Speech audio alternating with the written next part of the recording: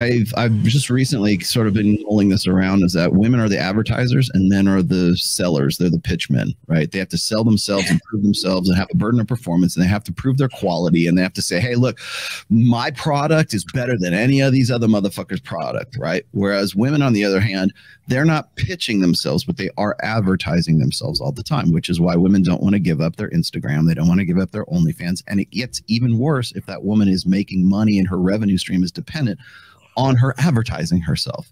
And so that's why you get like this soft launch, or women don't want to show, even women who, are dating like the top tier soccer players, are dating Ronaldo. They don't put pictures of him on their Instagrams. It's only just them, when you can see the same picture and the same beach and the same bitch and Ronaldo on his, right? And so what that says to me is that like for a guy to say, hey, I'm dating this girl, this is my hot piece of ass, right? People go, oh, you want that for eye candy and validation and everything. But we don't say that women want validation when we show them on the same beach and the same vacation, knowing damn well that their boyfriend is right there.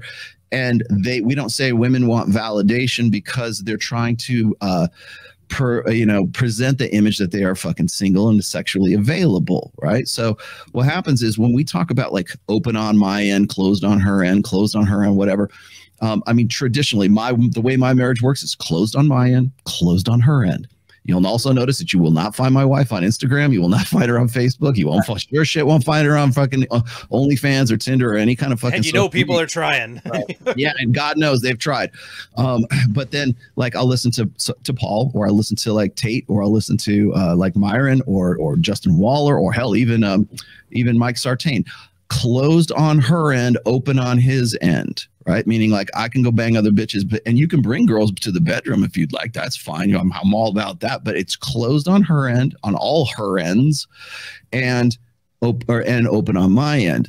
Well, if you think about it, the way that we work it, like the most common arrangement right now is that guy has to sacrifice his ability to go and pitch and to actually be like, because we would call that cheating. If you're flirting with a waitress and you're with me, then what are you doing? You're pitching yourself as if you're available. You're trying to fuck the waitress, right? So that's cheating. And then that's grounds for termination of the contract.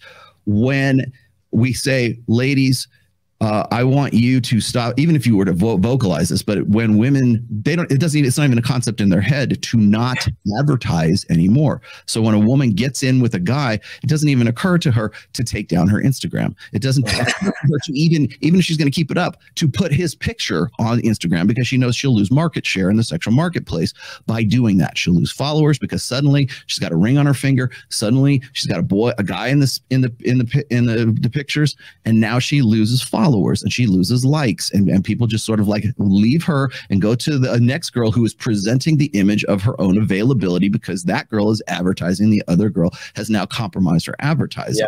So essentially what that is it's closed on the guy's end, but open on the woman's end, because she's it doesn't even think not to stop advertising herself. So it's still open for her and closed for him.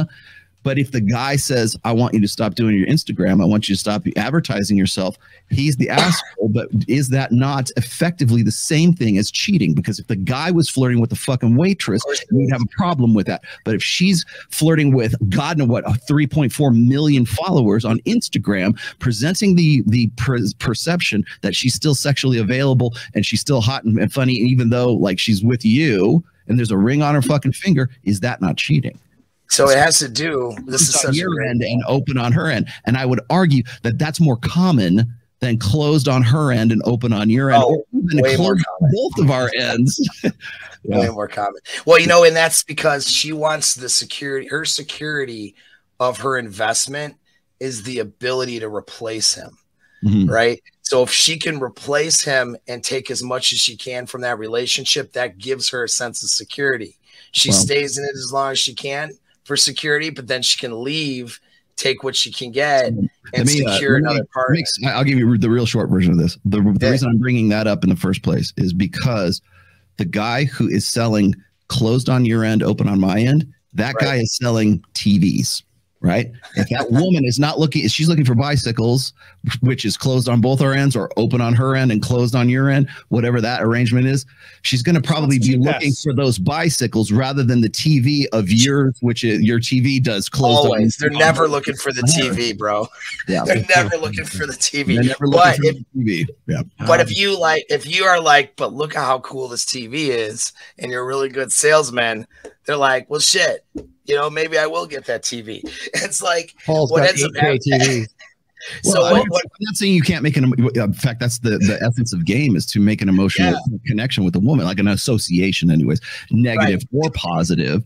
But the thing is that's again, that's brinksmanship on guys' parts. So could you make an emotional attachment with a woman to the point where she's like, yeah, I don't usually go with fat fucks like that, but you know what? Something about that guy, you know. And that depends on whether that's a or whatever. By the way, Ryan, we got to wrap up, but Ryan, I have to point this out.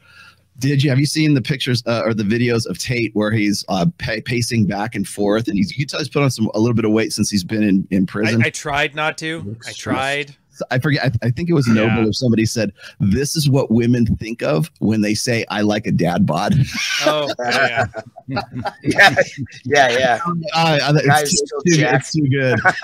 It's true. It's true. That's what they think a dad bod is. Like, so what is a good look? Like, it's like Chippendales dancer. Yeah, dad bod is just some water weight. It's just I don't know why people listen to chicks, because like everything they say is self-interested or a flat out lie or something that they're emotionally convincing themselves of, and it never helps. It never helps. Even my girl, been together for like what, 13, 14 years? I don't even know anymore. We're at that stage where I have to count, like do math. And even now, she'll still try to convince me, like she wanted me to buy a candy dish and she starts laying it on thick, and I'm like, she's still lying to me. I don't want that fucking 1970s broken glass candy dish. But it's like, it's always the case. And in case you TVs and bicycles, which one was alpha fucks and which one was beta bucks? It was a little too abstract for me. Well, why not just, if a girl's into party phase, if you're not in the market for a TV and you're in the market for a bicycle, it doesn't matter that you're selling TVs, right? It's like she's not looking for what you're selling. Yeah, if she wants hot sex, lean into your alpha stuff. If she wants provision, lean into your beta side. I'm surprised guys make this complicated. You have a chart, epiphany phase, 20 to 30.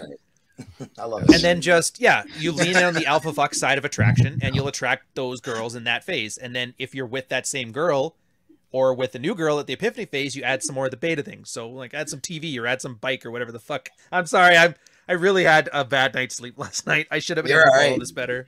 But no, but the sales pitch though really is her realizing that her security isn't in securing a replacement, but her security is in having the relationship structure that you present to her, that she gets her needs met. And that she gets all those needs met, and that by closing off other options, that makes her more secure, less likely for discard. By having, you know, a soft harem, that makes her now an integral part of that. Like, why would you dump her, or why would you cheat on her or trade her if you could be with other women with her? You know what I mean? And that's the sales pitch. It's like it flips around. It's all there. You know what I mean?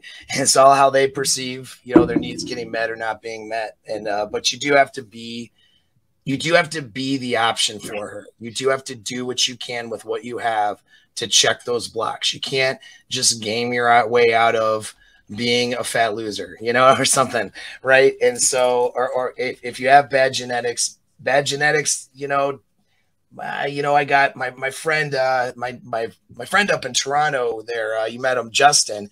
You know, Justin slays with women, and he is an Indian guy who is 5'5". Like, you can't, you know, there's a range of options you have, even when you're not given, let's say, the genetic lottery, and you don't fit the Chad mold. You know what I mean? You just have to find what it is that makes you attractive to women and build that up, and really just build yourself up, because fucking what women think. And then that makes you more attractive to women.